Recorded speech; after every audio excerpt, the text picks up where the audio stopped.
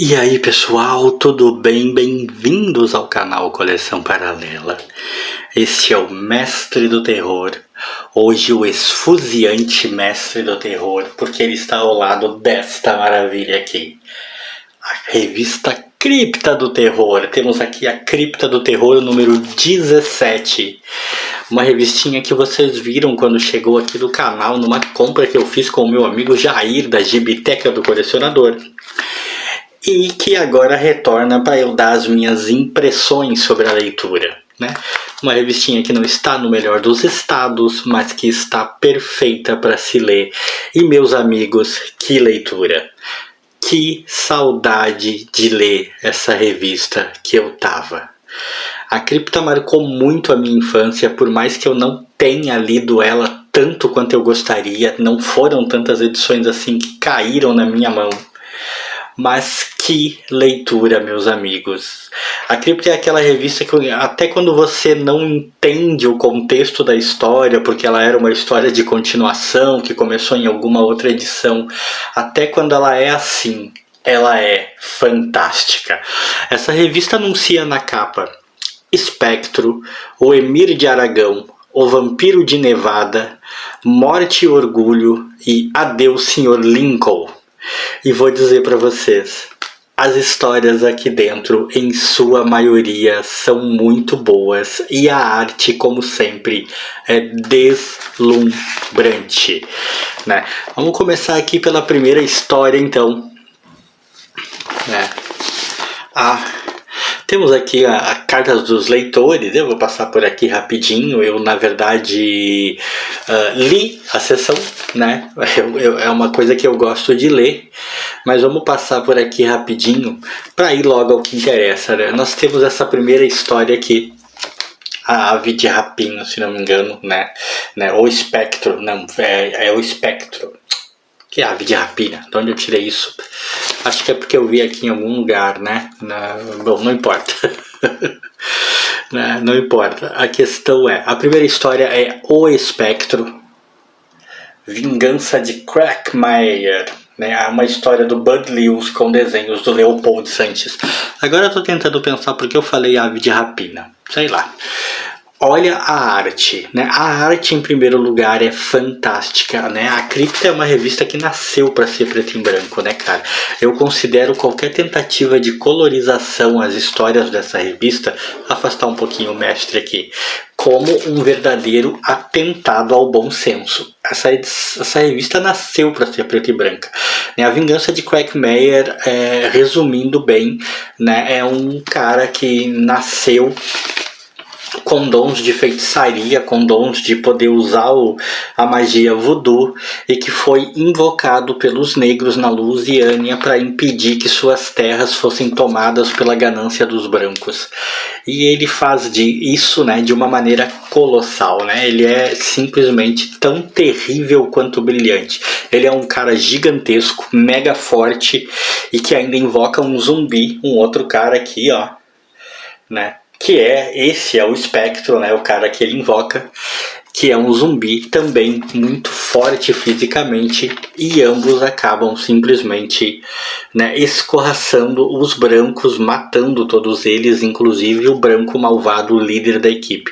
Depois tem uma história chamada O Emir de Aragão, né, com o enredo de Jeff Roving, com diálogos do Bud Lewis e desenhos do Gonzalo Mayo. Eu conheço os desenhos desse cara, inclusive de outras edições da Cripta. É uma história bem pouco voltada para o terror, é uma história mais de capa e espada, né? Contando as desventuras de El Cid, e trata-se de traição, né, de uma moura que foi dada como presente pelo Emir de Aragão aos seus vencedores, né, porque ele perdeu a guerra contra o rei e o exército do rei comandado por El Cid, né, o rei da Espanha. E aí ele dá ela de presente, mas na verdade era um plano para incriminar El Cid e matar o rei, né?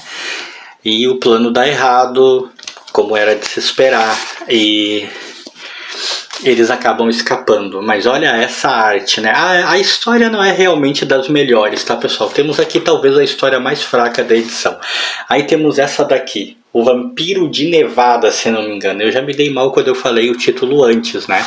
Mas deixa eu ver se eu falei certo agora. Sim, O Vampiro de Nevada.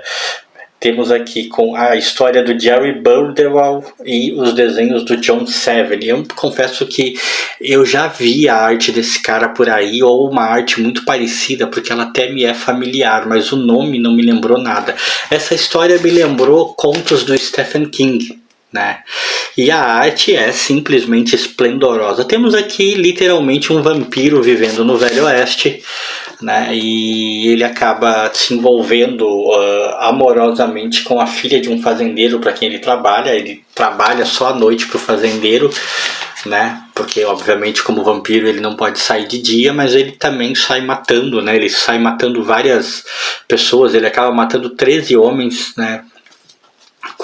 Para sugar o sangue deles, óbvio, né, como vampiro. Mas a filha do fazendeiro se apaixona por ele, eles têm um envolvimento amoroso. O fazendeiro descobre e acaba matando ele. E o fazendeiro acaba matando ele facilmente, porque por amor à filha do fazendeiro, o vampiro se deixa matar, né? Um vampiro meio apaixonado demais, mas ela está grávida e o filho do vampiro tá vindo aí, ó. É o final da história. É uma história simples, mas muito boa de se ler, e a arte é um verdadeiro desfile. Aí temos essa outra história aqui, né? A história do Steve Critters e desenhos do Joaquim Blasquez. Também é outra arte que eu conheço de outras edições da Cripta, e é Morte e Orgulho. É uma história que mistura múmia e lobisomem, né? E é uma daquelas histórias que olha só esse quadro, cara. Olha isso, que fantástico, né? Olha a perfeição dessa arte. E é uma história que mistura múmia e lobisomem. Eu ia falar vampiro porque eu falei vampiro antes. E é uma história que, como eu mencionei antes, é uma história sequencial. Então o início dela, a primeira parte do arco da história está em outra revista que obviamente eu não pude acompanhar, mas olha o espetáculo dessa arte. Então não dá para entender 100% tudo o que aconteceu, mas vale só pela arte já vale muito. Olha isso aqui, cara. Olha isso. Parece tipo arte de pôr numa galeria, cara. É extremamente linda a arte. E pelo que você percebe aqui, o cara tem a maldição de não só ser o lobisomem, mas como ser a múmia ao mesmo tempo, porque ele é transplantado pro corpo da múmia, né?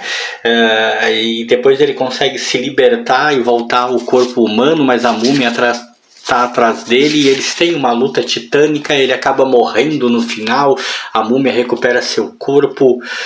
É uma história que fica com um ar um pouco confuso, porque você não conseguiu acompanhar as primeiras partes do arco da história, mas que quando você vê essa arte, meu amigo, olha aqui temos aqui uma mistura de múmia e lobisomem, ó. Quando você vê essa arte, não tem como não se deslumbrar. Temos essa outra história aqui, né? Na verdade não é outra história, né? A história ainda não acabou. Eu estou muito empolgado com a revista, né? Eu acabo até me passando. Aqui ainda é a continuação da história da múmia, tá? E aqui temos o final.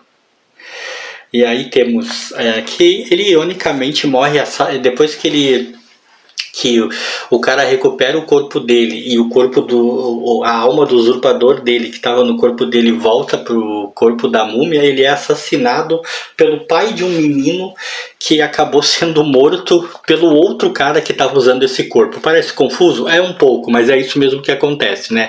É um final com ironia. Aí agora sim temos a próxima história, Adeus Sr. Lincoln, com Bill Dubey na história e os desenhos do José Ortiz, tá? José Ortiz, todos conhecemos, né? E aqui ele também está fazendo uma arte muito boa, muito bem feita. A Cripta tem artes fenomenais e enredos muito bons. É uma história, na verdade, com uma ideia, com um plot twist muito louco, né? Uma ideia de reencarnação, uma pessoa que, devido à magia negra, havia reencarnado como Martin Luther King, como o presidente Kennedy, como Abraham Lincoln. O cara teve várias reencarnações como americanos famosos por lutar pela liberdade e pela justiça social. E no final ele acaba sendo capturado pelo demônio que quer fazer da próxima década a sua década. A mãe dele escapa, vai à polícia. Por incrível que pareça, ela até consegue convencer a polícia, pelo menos em parte da história maluca que ela tá falando, mas um dos policiais também era um demônio e a mata. Vocês podem observar que eu dei bastante spoiler nessa revista, mas é porque é assim, né? A Cripta já não é mais uma revista em circulação, muitas dessas histórias já não são mais facilmente alcançáveis, e eu estou extremamente empolgado de ter voltado a ler Cripta de novo e de ter esse material em mãos. Não tem jeito, pra mim é o melhor material de terror que já foi publicado neste país. E eu não canso de me deslumbrar com a arte dessa história aqui, cara. Não canso. É simplesmente fantástica, né? Morte e Orgulho tem, pra mim, não só a melhor arte dessa edição de Cripta, mas a melhor arte que eu vi nos últimos tempos. E se você gostou e está tão feliz e empolgado quanto eu e o Mestre do Terror, like aí pra mim e, claro, pro Mestre do Terror.